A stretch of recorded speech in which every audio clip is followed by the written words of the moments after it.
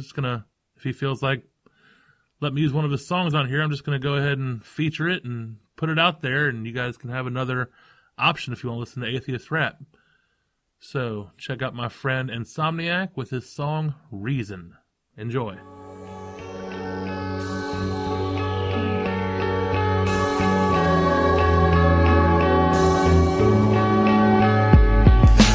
Your heads and pray till your Sky Daddy a zombie. While people are still doing this, man, it's beyond me. I'm up against the army, 6 billion or more there. So this is my version of guerrilla warfare. Many more share my view, but they stay in the closet when they could use the logic and knowledge as rockets. The object of this project is to get hands out of pockets and raise them up and tell the prophets of nonsense to stop it. Use reason, don't knock it if you never tried to do it. And if you don't know how, let me guide you through it. First, try to prove it. Is it probable or plausible? Does it make claims that are highly illogical? If it does, then it's not the truth. It's just bullshit. That's some fool spit from behind a pulpit. Ask yourself when you'll quit believing the lies and break away from the spell that's misleading your lives. You can't give me a reason not to use reason. What you're perceiving could be deceiving. I'll question everything that you believe in, unweaving these webs of lies long as I'm breathing. You can't give me a reason not to use reason. What you're perceiving could be deceiving. I'll question everything that you believe in, unweaving these webs of lies long as I'm breathing. Call me a heathen, blasphemer, infidel, heretic, godless, tell me I'm in for hell. And feel you hit the nail on my perspective. My objective is to show you your view is defective. Forget the prime directive, I'm trying to interfere and activate both your left and right hemisphere. Show you ain't no sinners here, ain't no saints either. Do yourself a favor, turn up woofers and crank tweeters of the faint speakers, voicing your inner doubt. Blind faith is for losers, let the winner out. If you feel me, send a shout, stand for the truth. And if you say it is a God, man, show some proof. There is no excuse for blindly following the herd. They serving garbage, stop swallowing the words when they hollow like a bird's bones. You ain't alone, cause I can't condone living by an ancient tone. You can't give me a reason not to use reason. What you're perceiving could be deceiving. I'll question everything that you believe in, unweaving these webs of lies long as I'm breathing. You can't give me a reason not to use reason. What you're perceiving could be deceiving. I'll question everything that you believe in, unweaving these webs of lies long as I'm breathing. If you got in the maze of praise cause how you were raised, get over it and tell your parents it was just a phase. I'm amazed that in this age we believe in miracles and books by men who didn't know the road was spherical with nothing empirical. Evidence is irrelevant. Some probably think I'm devil sent or malevolent. I ain't doing this for the hell of it. Hell is imaginary, like goblins, trolls, gods, orcs, elves, and fairies. You can't scare me, my patience is growing very thin. Listening to adults with imaginary friends. Forget your prayers and sins, you need to change your focus before religion eats our seeds like a plague of locusts. Get your mind out the days of Moses, it's mythology.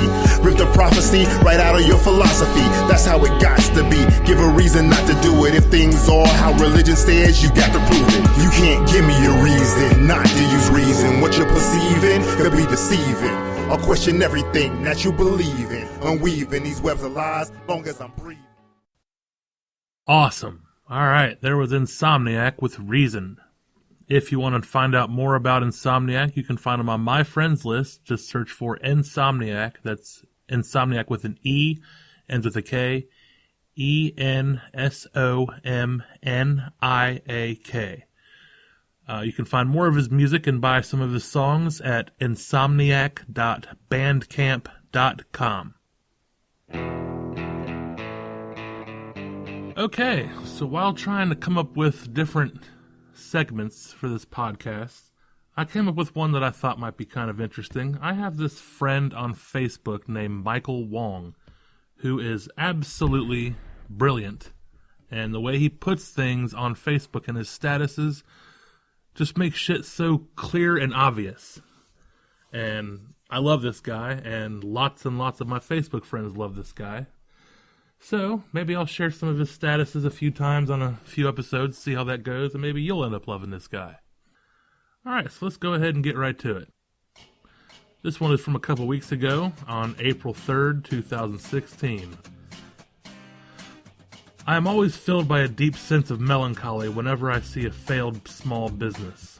The next time you drive by a failed restaurant or store with a for lease sign in the window, consider that this business was probably someone's dream once, and they probably tried desperately to keep it going until that dream crumbled to dust in their hands.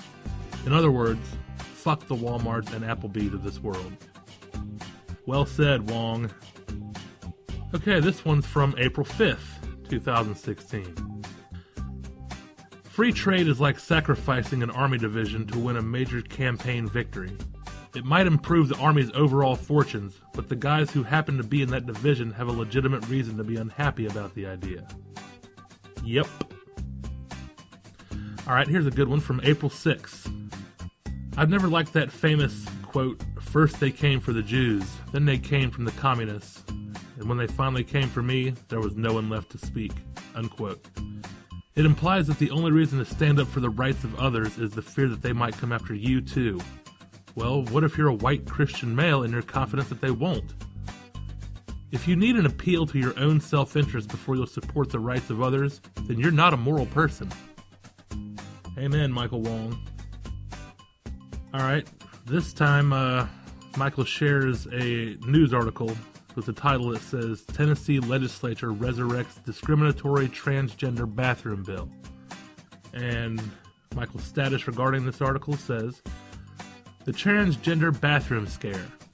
The fear that sexually aggressive young men will undergo female hormone treatment and have surgery to remove their penises so that they can go into girls' bathrooms and rape them. Because that totally makes sense. Get it, Michael. Alright, and finally, this one is from yesterday, and this is addressing when Bruce Springsteen was called a bully by a North Carolina lawmaker for canceling his concert there because of their bullshit discriminatory transgender bill. Here's Michael's thoughts on that. North Carolina passes a law which allows people to discriminate on the basis of their beliefs and insists that that is not a form of bullying. Then they get angry and complain of bullying when Bruce Springsteen discriminates against North Carolina on the basis of his beliefs. It begs the question, are people like this truly incapable of seeing their own hypocrisy? Shouldn't they be applauding Mr. Springsteen's expression of his strongly held beliefs? Awesome. Nailed it. In true Michael Wong fashion. Alright, that'll do it this time. Thanks for your contributions, Michael.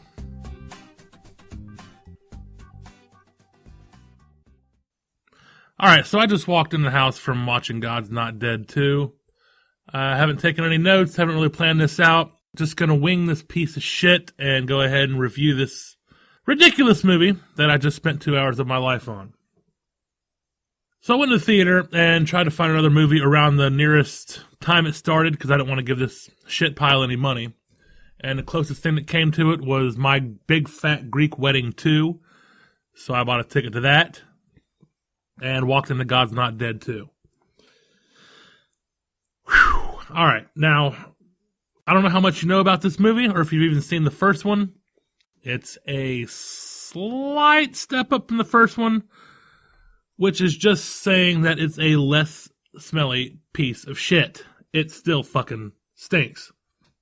It stars Melissa Joan Hart of Clarissa Explains It All and Sabrina the Teenage Witch fame as a teacher who, I don't know, is pretty cool to her students, doesn't seem like a cunt or anything, isn't an asshole, like the teacher in the first God's Not Dead movie. And one day she's giving a lesson about Gandhi and Martin Luther King and their tactics of nonviolence. And a student pops in and says, well, isn't that kind of what Jesus did? Teach about being nonviolent? And she said, yes. Bam. Next thing you know, she's in a fucking office being threatened with losing her job, going to court, but they'll just forget the whole thing if she just decides to recant and apologize.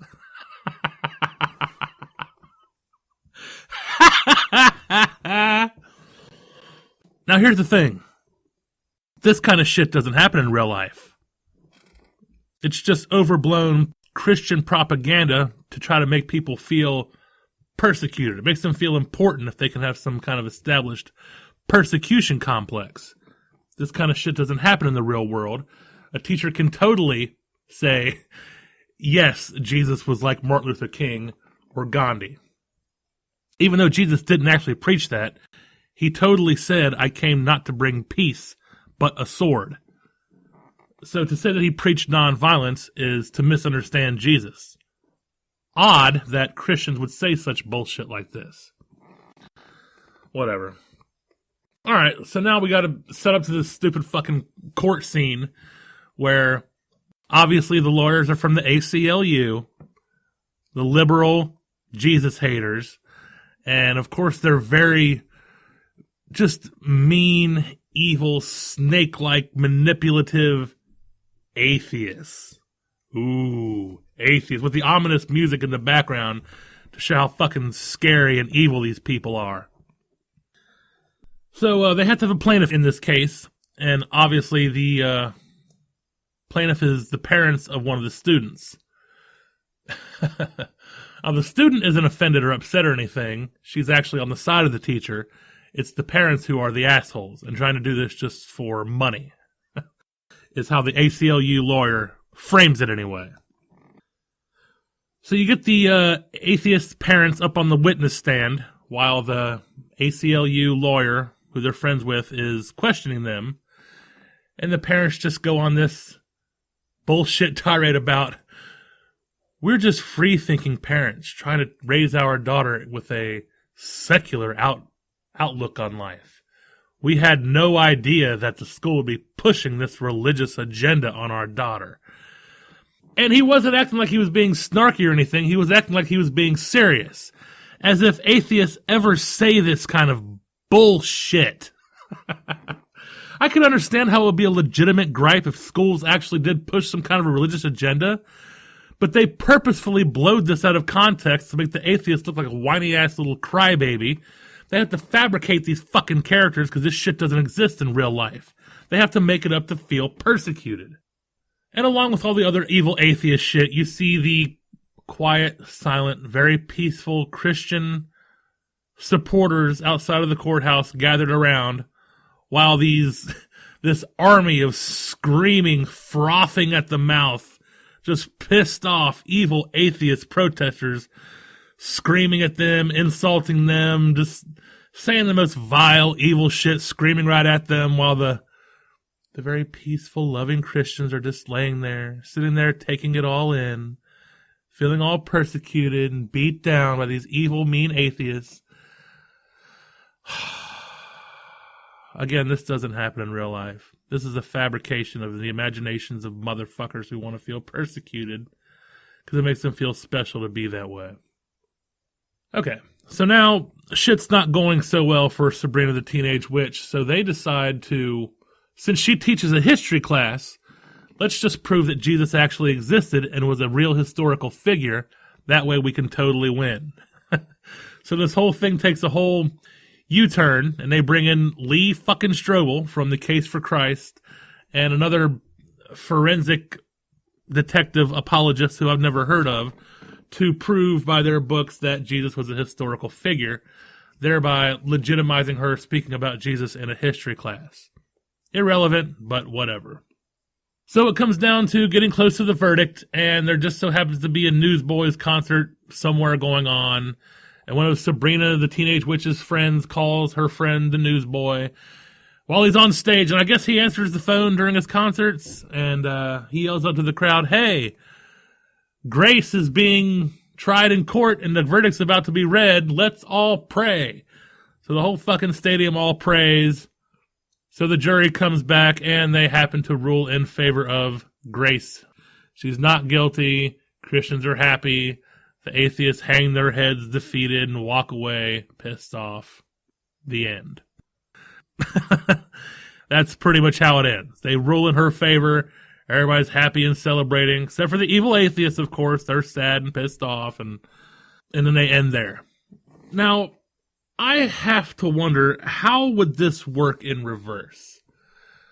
What kind of movie would atheists have to make where Christians are just screaming, frothing at the mouth protesters, kind of like the Westboro Baptist Church, but portraying every single Christian as being like that all the time? Not just while they're protesting, but Christians going around screaming at people that they're going to burn in hell. evil for not believing this and that. I don't know Christians like that. There probably are a few that are like that. I don't know many. Just like these fucking Christians might know a couple